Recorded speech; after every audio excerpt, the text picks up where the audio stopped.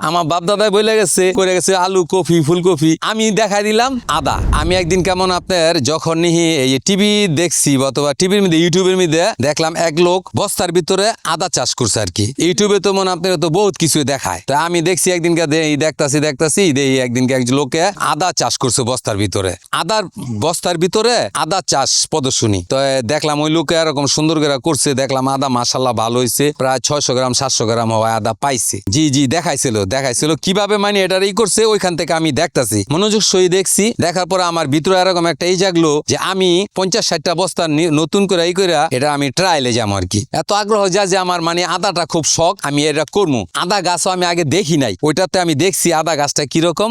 আমার বাপ দাদা আপনাকে আদা চাষ করে না, আমি এটা নতুন সৃষ্টি করলাম যে আমার বংশ থেকে যে আমি আদা চাষ করবো। আমি 64টা বস্তা মানে আপনার গিয়ে এখানে করছি। 64টা বস্তার মধ্যে সারের যে ওইগুলো আছে না, ওই যে বস্তাগুলো সিমেন্টের বস্তা, ওইটার অর্ধেক করে মাটি দিয়া আপনাকে এটার এই সবকিছু গোলায়া 1 সপ্তাহ পর্যন্ত রাখা দিছি। প্রথম ওই জিনিসটা পচার জন্য মাটির সাথে সারগুলা মাটিটা 1 সপ্তাহ পর মনে আপনাকে ওইটা খুললা দিছি। তারপর আমাদের বাপসাটা চলে গেছে, এরপর মানে আপনি এটি বস্তার ভিতরে সব ভরছি মাটিগুলা। এটা হচ্ছে আদার ফানা পিস টুকরা, একটা পিস হয় আপনার 30 গ্রাম থেকে 40 গ্রাম পর্যন্ত। ওই টুকরা আপনাকে একটা বস্তার মধ্যে 1 টুকরা করে বুঝছেন। এই যে মনে আপনার গিয়ে এখানে আদাটা এই যে এতটুক মনে আপনার গিয়ে এতটুক করে দিছি একটা বস্তার মধ্যে। তো এটা থেকে মনে আপনার গিয়ে 3টা বস্তা করণ যাবো এই আদা টুকের থেকে। এখানে কমসে কম না হলে আপনার গিয়া 70 গ্রাম 80 গ্রাম 90 গ্রাম হইব আদাটা। এই মাটির মধ্যে মনে আপনার গিয়ে দেওয়ার পরে এটা মাটিটা আমি ঘুরে থুয়ে দিলাম। এর মধ্যে পরে মনে আপনার গিয়া গাছ জ্বালাইছে, 1টা 2টা 3টা 4টা 5টা গেরা লইছে। এই গেরাতে মনে আপনার গিয়ে আস্তে বড় হয়েছে আর ভিতর থেকে ছড়াইছে। এই যে মাটিটা কিরকম জুড়া দেখছেন, এটা লাগতে হইব এরকম মাটি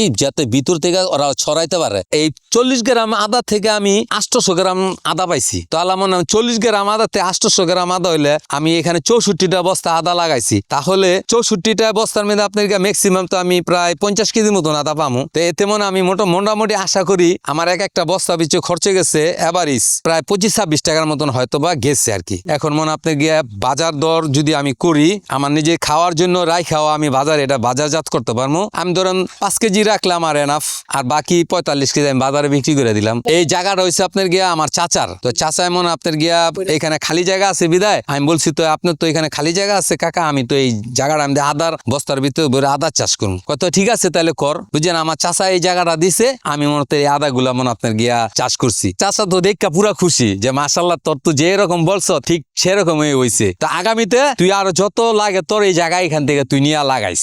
এই যে একটা বস্তা থেকে আমি এই যে এখানে আদা গুলা সব পাইছি, প্রায় মনে আপনার গিয়া 800-700 গ্রামের মতন আর কি হইব এই আদা গুলো এক বস্তা থেকে। আমার এখানকার আশেপাশে অনেক লোক আপনার গিয়ে আদা গাছ দেখে নাই কখনো, ওনারা আসছে দেখছে, বাইরের থেকে গেস্টও আসলো, মানে বলছে এটা কি গাছ, তখন আমি বলছি এটা আদা গাছ। আদা গাছ এরকমই হয়, জি চমকাই গেছে অনেকে, কি এত সুন্দর বাঁশ পাতার মতন। তখন বলছে যে না খুব সুন্দর হয়েছে, আপনি করছেন? আমি হ্যাঁ আমি করছি এগুলা। এখন লাগাইছে আমি মনে হয় আপনার গিয়ে 60 বস্তা, আগামীতে আমার 300-400 বস্তা লাগার আগ্রহ এবং কি মনের থেকে আমি এটা খুশি যে আমি আর করবো। বাসায় রাঙিনা হইব, উঠান যেখানে একটু ফাঁকা জায়গা আছে আপনার 10টা বস্তা 5টা বস্তা 2টা বস্তা চাইলেও আপনি আদা করতে পারবেন। আদাটা চাষ করে আমার লাভ হইলো কি, আমি নিজে খেতে পারলাম, তারপরে মনে আপনার আত্মীয় স্বজনের দিলাম, তারপর আমি বাজারজাত করতে পারবো। এতে করে আমার লাভ না, আমার জায়গাটা তো খালি পড়ে রয়েছে, তো আমি এখানে মনে আপনার করলাম জায়গাটা আমি আমার এতে লাভ না। আমি ধরেন 2100 টাকা খরচ, আমি 5000 টাকার আদা পাইছি, এটা তো আমার লাভ।